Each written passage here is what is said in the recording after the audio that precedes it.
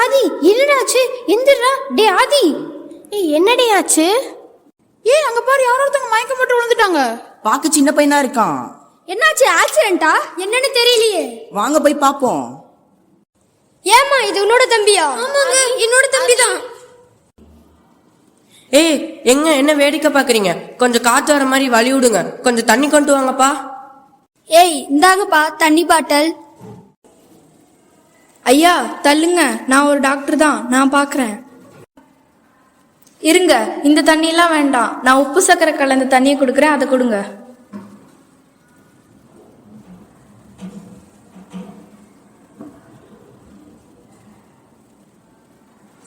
ரொம்ப நன்றி டாக்டர்.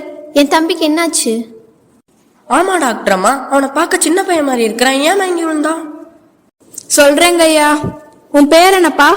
என் பேர் ஆதி மேம். ஏப்பா ஆதி, நீ ஸ்கூல் தானே படிக்கிற, கையில எப்பயும் வாட்டர் பாட்டில் வச்சிருக்கணும்னு தெரியாதா? ஏமா, நீ அவனை விட பெரிய பொண்ணு தானே, உனக்கு கூடவாமா தெரியாது? Sorry doctor. ஆமா டாக்டர் அம்மா, இந்த காலத்து பசங்க எல்லாம் வாட்டர் கேன் கையில வச்சிருக்கிறது அசிங்கம்னு நினைக்கிறாங்க. ஆமாங்க ஐயா, இந்த பையன் மயக்கம் போட்டதுக்கு காரணமே அதிக வெயிலால தான். இதுவே இவன் வாட்டர் பாட்டில கையில வச்சிருந்தா இந்த பிரச்சனையே வந்திருக்காது. ஆமா ஆமா, கொஞ்ச நஞ்ச வெயில அடிக்குது. வெளில போயிட்டு வருது, அவ்வளோ சாதாரணமாவா இருக்கு? கொரோனா நோயில இருந்து கூட தப்பிச்சிட்டோம், இந்த வெயிலோட கொடுமையில இருந்து தப்பிக்கவே முடியல.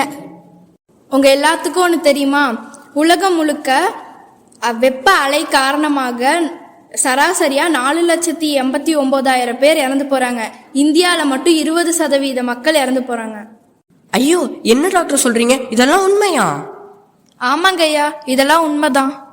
எங்க காலத்துல பசி, பட்னி, பஞ்சம், ஏன் நோயினால கூட பல பேர் இறந்துருக்கிறாங்க. இது என்ன கொடுமையா இருக்கு? வெயில்னால இத்தனை பேர் இறக்குறாங்களா?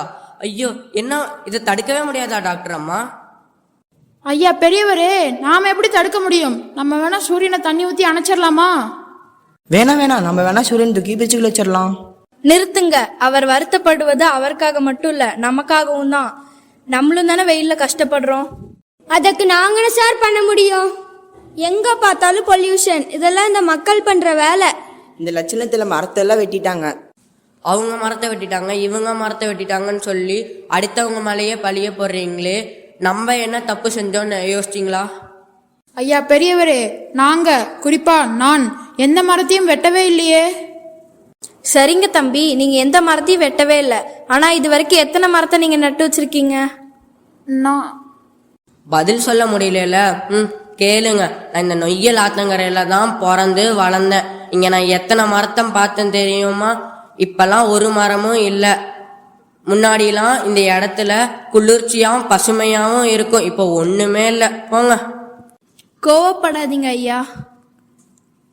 இது கோவம் இல்லை டாக்டர், இது ஆதங்கம். நான் பிறக்கும் போதே பறவைகளையும் மரங்களையும் பார்த்து தான் வளர்ந்தேன், என் பிள்ளைகளுக்கும் காமிச்சேன். இப்ப பார்த்தா என் பேரம்பேத்திங்கெல்லாம் இதெல்லாம் டிவிலையும் போன்லயும் தான் பாக்குறாங்க.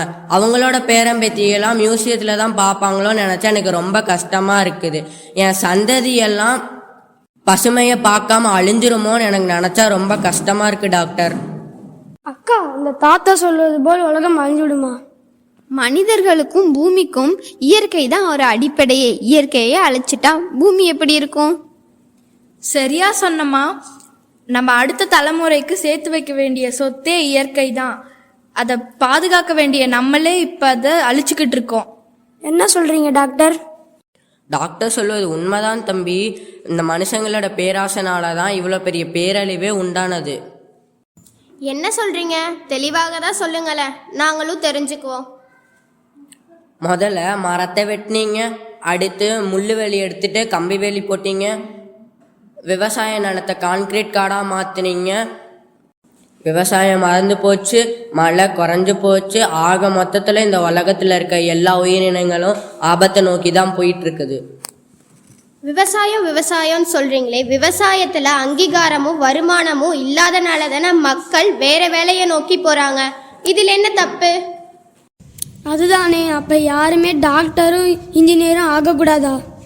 ஒருத்தர் 2 பேரால தான் டாக்டராவோ இன்ஜினியராவோ ஆக முடியும். ஆனா எல்லாராலையும் விவசாயம் ஆக முடியும்.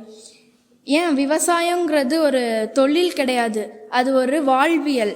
ஏன் டாக்டரான நான் கூட ஒரு விவசாயி தான். ஏன்னா எனக்கு தேவையான காய்கறிகளை நான் என் மாடி தோட்டத்திலேயே போட்டு அறுவடை செஞ்சுப்பேன். நம்ம இயற்கையில விவசாயத்தை மட்டுமா அழிக்கிறோம்? முன்னாடிலாம் 100 வருஷத்துக்கு ஒரு உயிரினம் அழிஞ்சது. இப்ப ஒரு வருஷத்துக்கே 100 உயிரினம் அழியிற நிலைமைக்கு வந்துருச்சு. இது எவ்வளவு பெரிய ஆபத்து தெரியுமா? ஐயா, 1-2 உயிரினம் அழியறனால உலகமே பாதிக்கப்படுமா என்ன? கண்டிப்பா பாதிக்கப்படும். இதை பத்தி ஒரு ஃபேமஸ் சயின்டிஸ்ட் வந்துட்டு ரிவர்ட் பாப்பர் தியரி மூலியமா எக்ஸ்பிளைன் பண்ணியிருக்காரு. இதை பத்தி உங்க யாருக்காவது தெரியுமா?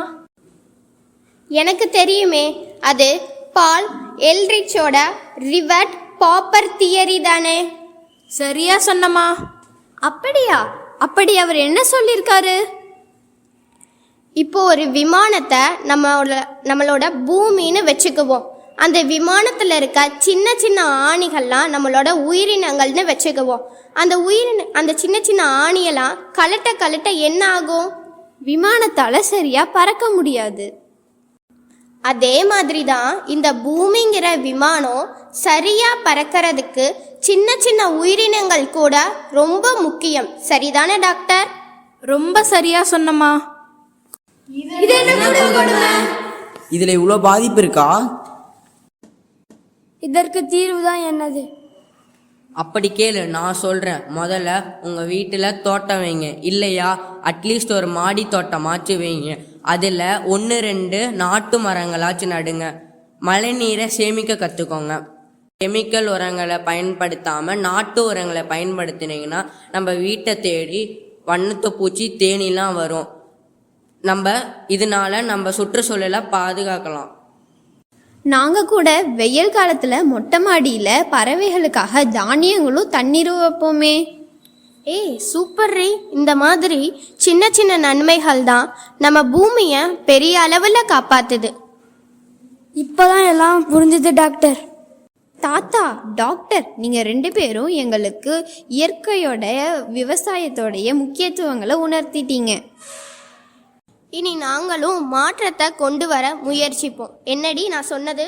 சரியா சொன்னேன். இனி வீட்டில் இடம் இல்லைன்னா கூட தொட்டியில் செடிகளும் மரங்களும் வளர்த்துவோம். நீங்கள் எல்லாரும் என்னை மன்னிக்கணும். நான் இது வரைக்கும் எந்த மரத்தையும் வெட்டினதும் இல்லை, அதே மாதிரி எந்த மரத்தையும் காப்பாற்றினதும் இல்லை. இனிமே என்னால் முடிந்த அளவுக்கு மரங்களை நட்டு நான் காப்பாற்றுவேன்.